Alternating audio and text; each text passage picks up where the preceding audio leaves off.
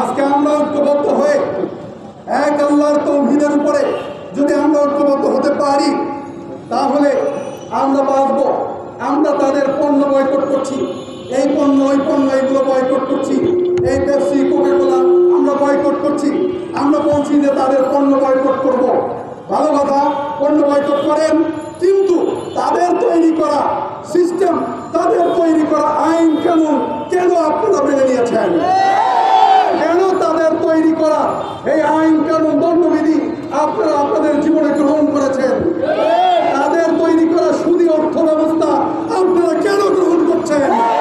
সেটাকে কেন বয়কট করছেন না?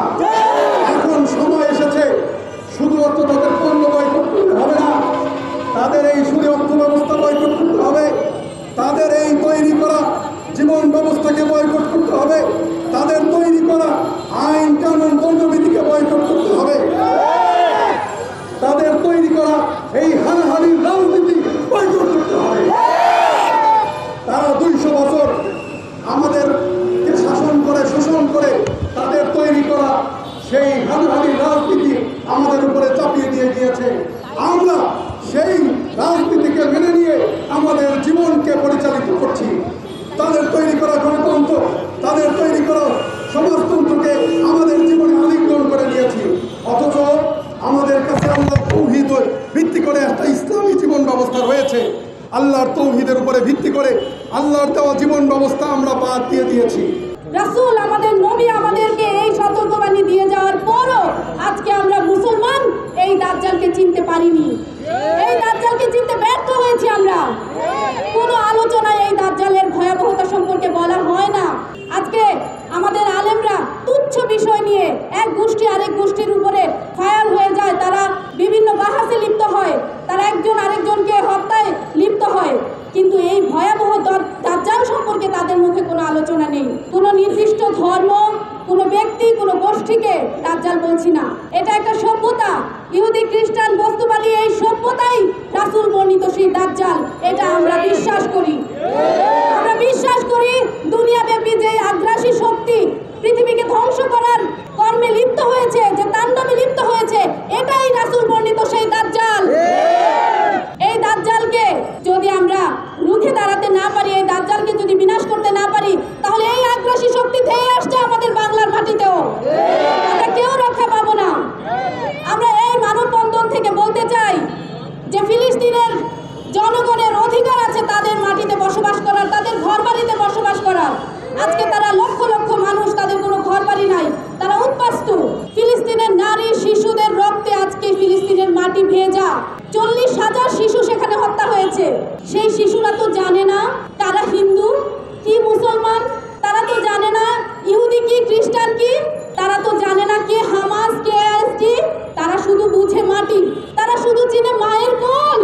সেই মায়ের কোলে, সেই নিরাপদ আশ্রয়ে আজকে বোমার আঘাতে ছিন্ন হচ্ছে ফিলিস্তিনের শিশুরা।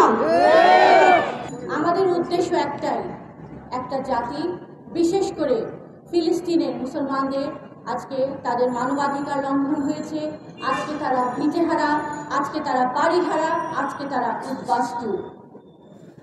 আল্লাহর একজন বান্দা হিসাবে, একজন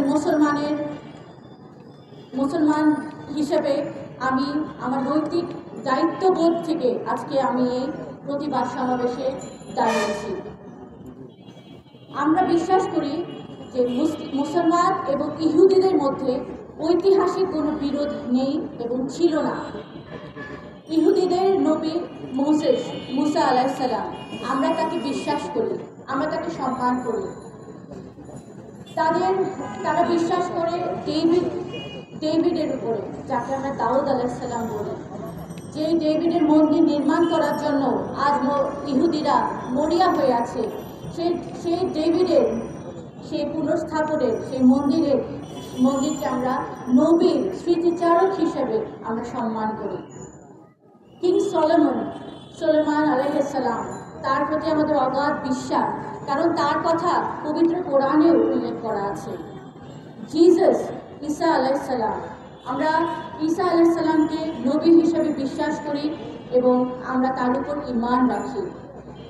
আমরা বিশ্বাস করি নবীর উপরে যে আসমানি কিতাব এসেছে, সেটা তাওরাত, জাবুর, ইনজিল সবগুলোই নবীদের উপরে এসেছে। আমি আমার কোরআনকে যেভাবে বিশ্বাস করি, সম্মান করি, আমার সামনে যদি একটা তাওরাত এনে রাখা হয়, আমি সেই তাওরাতকে কখনো অসম্মান করতে পারবো না। তাহলে আজকে আমরা দেখতে পাচ্ছি ইসরায়েলের রাষ্ট্র মুসলমানদের উপরে চরমভাবে আক্রোশ দেখাচ্ছে, তাদের বিদ্বেষ। কেন তাদের এত আক্রোশ, কেন তাদের বিদ্বেষ, এটা আমাদের জানতে হবে।